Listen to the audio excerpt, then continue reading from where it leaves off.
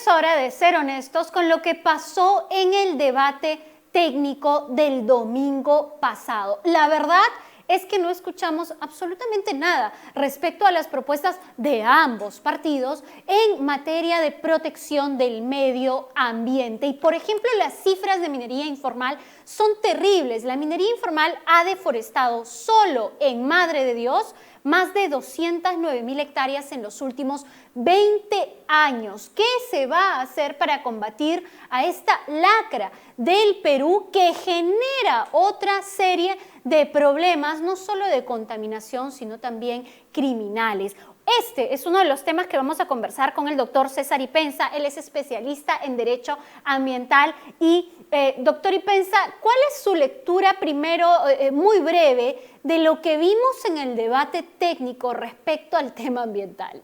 Bienvenido. Muy buenos días, muchísimas gracias por la invitación. Sin lugar a dudas, cuando uno ve que es un debate técnico y no hay técnicos, le llama la atención y genera muchísima preocupación, ¿no? Porque se sigue entendiendo, y mi lectura es que siguen entendiendo nuestros políticos que el tema ambiental es un tema decorativo y no es relevante para la vida del ciudadano de a pie. Y esto no es cierto, ¿no? El tema de la garantía de vivir en un ambiente sano y equilibrado permite que todos nosotros vivamos de manera adecuada, dignamente, que tengamos agua limpia, aire limpio, y que protejamos este legado, nuestro patrimonio natural, como por ejemplo la Amazonía, que apareció ausente cualquier mención que se hizo en este debate técnico, lamentablemente, ¿no? ¿Qué sugerencia les daría usted a ambos equipos técnicos respecto a esos tres temas principales que deberían tratar de solucionarse en los primeros 6 meses de gobierno?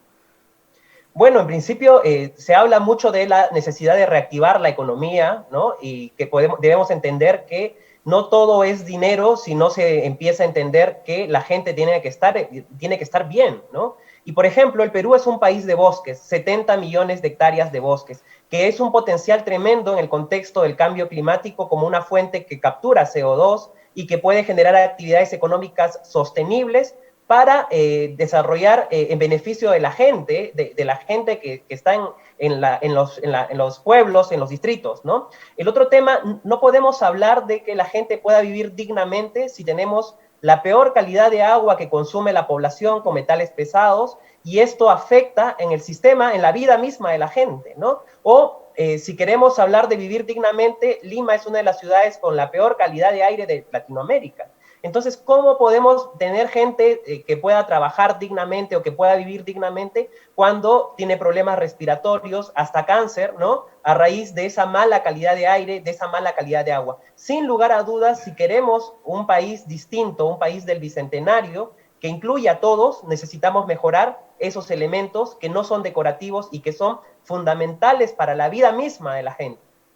Ahora, hay un tema que muchos consideran que está totalmente ausente en ambos planes de gobierno, y es la frase cambio climático. No aparece en ninguna de las dos propuestas. ¿Cómo afrontar esto en hechos concretos, doctor?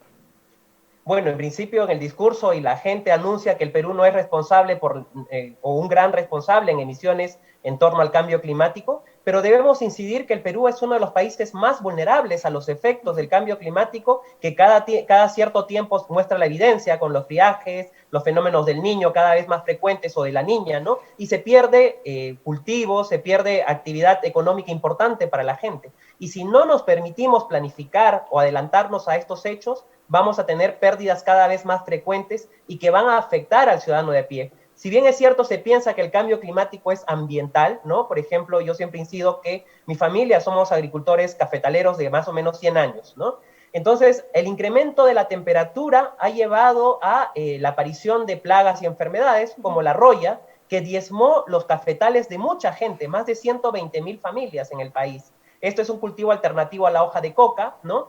Y si queremos salir de esa pobreza y no planificar, vamos a tener peores situaciones como esta. O en Lima mismo, ¿no? La aparición del dengue o la malaria, enfermedades que no estaban presentes en nuestra capital, con el incremento de la temperatura se evidencian esos efectos, y esto nos demuestra la necesidad de, más allá de cuestionar la contaminación del mundo, prepararnos, y eso es abordar el cambio climático con seriedad, ¿no? Tenemos herramientas, sí, pero necesitamos seguir avanzando a que el cambio climático no sea solo un tema del Ministerio del Ambiente, sino de todos los sectores, de agricultura, de transportes, de industria en general.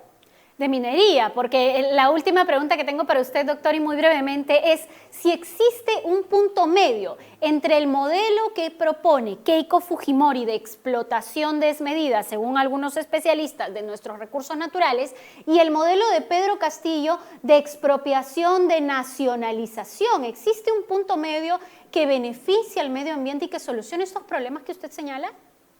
Claro que sí. Mire, nosotros y los abogados en medio ambiente hablamos siempre del desarrollo sostenible. Y no podemos hablar de desarrollo sostenible si vamos a usar solo un elemento del crecimiento económico o el tema social o ambiental. A mí me dicen siempre, usted como abogado ambientalista seguro quiere que lo ambiental esté por encima de todo. Y yo les digo que no, que el tema ambiental tiene que estar en igualdad de condiciones al momento de yo tomar decisiones sobre un proyecto minero, por ejemplo, ¿no? Tengo que ver que existan reglas ambientales, controles ambientales, que va a permitirnos un crecimiento económico, pero también nos va a dar una satisfacción a la población, beneficios para suplir esas deficiencias en infraestructura, en salud, en comunicaciones, ¿no? Si yo solamente me enfoco en lo económico, simplemente voy a tener impactos en el ambiente que van a afectar la vida de la gente y van a generar pasivos ambientales que a la larga vamos a tener que asumirlo todos, ¿no? Pero en medio de eso tenemos casi 200 conflictos que son en zonas altamente relacionadas con la minería, por ejemplo. Así es, y además tenemos cerca de 8.000 pasivos ambientales mineros que son infraestructura abandonada o operaciones abandonadas que siguen generando impacto en el ambiente. Allí hay un tema también tremendo que no ha sido resuelto por los gobiernos anteriores y que sin lugar a dudas genera una oportunidad para evidenciar que la minería se puede hacer bien, que la minería moderna no genera impactos y genera beneficios para todos nosotros. Ahora, doctor, finalmente el tema del apoyo internacional. Una de las candidaturas, la de Perú Libre, señala, por ejemplo, salir de USAID. ¿Eso nos podría generar problemas también en términos de derecho ambiental? Miren, en principio yo digo que veamos a la cooperación internacional como unos socios. Ellos no definen la agenda del país, sino es el país quien define a dónde deben reasignarse esos recursos para apoyarnos. Siempre los recursos económicos para gestionar un país tan complejo, con tanta diversidad, con más de 10.000 años de domesticación y una diversidad biológica increíble, es difícil y complejo. Y necesitamos de alguna manera trabajar con los demás países que nos permitan sumar esfuerzos, ¿no? Y nos permitan mantener este patrimonio en beneficio de toda la colectividad, de todos los peruanos. Cuando conservamos las muestras únicas de nuestra diversidad, la estamos manteniendo para nosotros mismos, para los peruanos, en beneficio de los peruanos. Y eso hay que empezar a entenderlo también.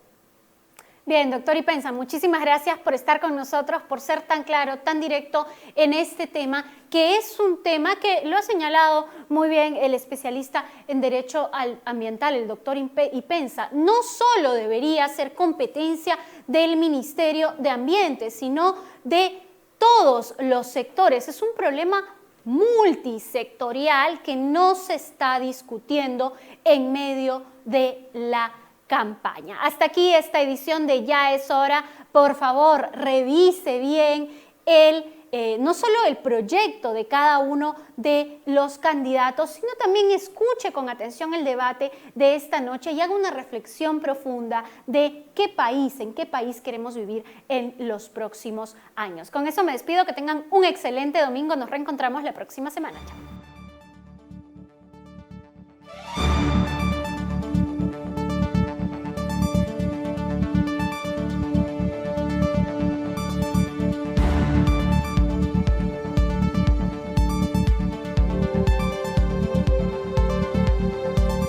Este programa llegó gracias a Lozaro.